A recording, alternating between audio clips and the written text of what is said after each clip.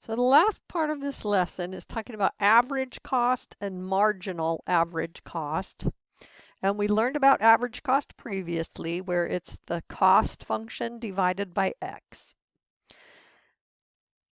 So we have an example here with a cost function, and we're asked to find the average cost. So C bar, the average cost, is going to be the C function over x. Let's think about this. If I have C over x, I can think of that as being divided by x over 1. And dividing by a fraction is the same thing as multiplying by the reciprocal. So in practice, it's often easier to do it this way, to divide by x by multiplying by 1 over x. So let's do that with our function. Our C bar of x is going to be 1 over x times the 50x squared plus 30x plus 4 over x plus 2 plus 80,000. And we're going to want to distribute that because we're probably going to be asked to do a derivative. So we have 50x squared plus 30x plus 4 over x times x plus 2 in that denominator plus 80,000 over x.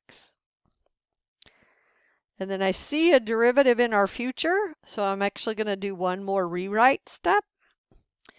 I'm going to do 50x squared plus 30x plus 4 over x squared plus 2x. So I'm multiplying out the denominator because I'm going to do the derivative.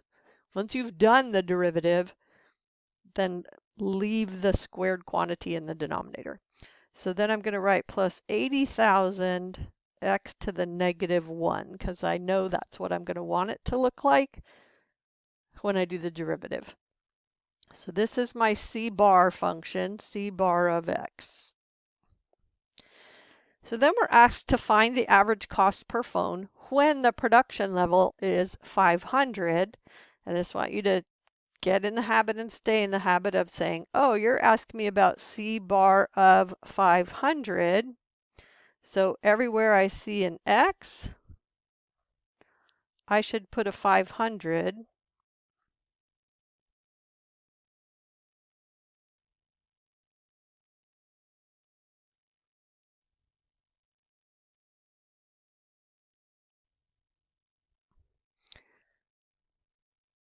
And see what I get.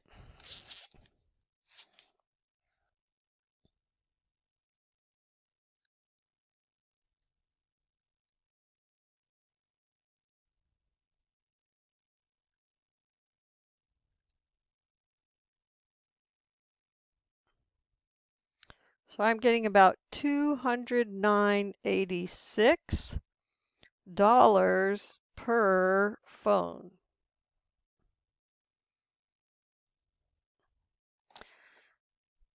Okay, so then we're asked to find the marginal average cost. Well, that's what I knew was coming, was you want me to find the derivative of the average cost. So I'm going to have a quotient rule in this first term, and then I can just use the power rule in the second term. So the quotient rule, I'm going to have the bottom function times the derivative of the top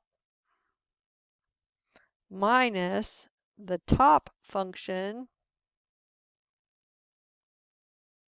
times the derivative of the bottom, all over the bottom function squared, and then minus 80,000 x to the negative 2 using the power rule.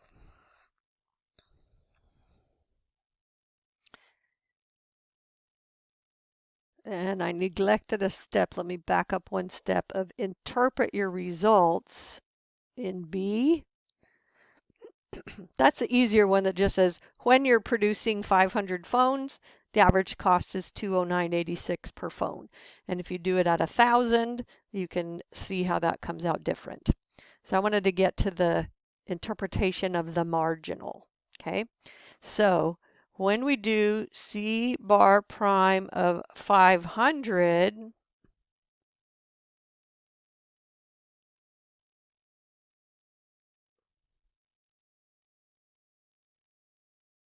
it's a lot of computation there.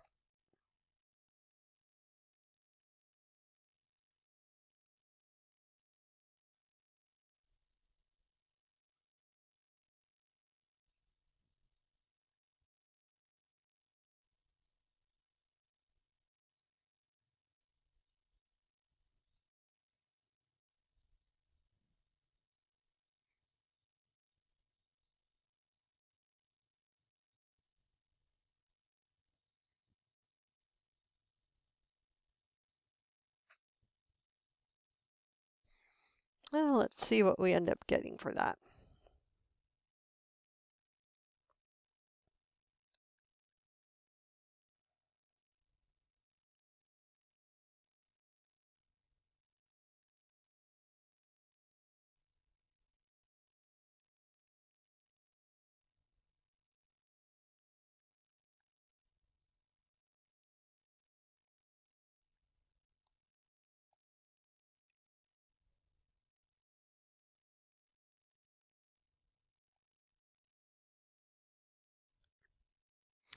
So I'm getting minus 0.32.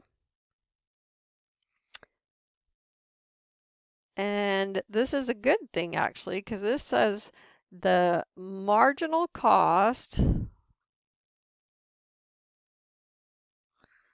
decreases approximately 32 cents. Marginal average cost. Sorry, let me be clear. Marginal average cost decreases approximately 32 cents when production increases from 500 to 501 phones. Okay, so you can put those phrases in any order you like. But the good news is when you increase your production from 500 to 501, you actually decrease your marginal average cost here. So let me take out the word marginal and put the word average here. And now I've given you a better sentence. The average cost decreases approximately 32 cents when production increases from 500 to 501 phones. So these are all the things I'm going to look for.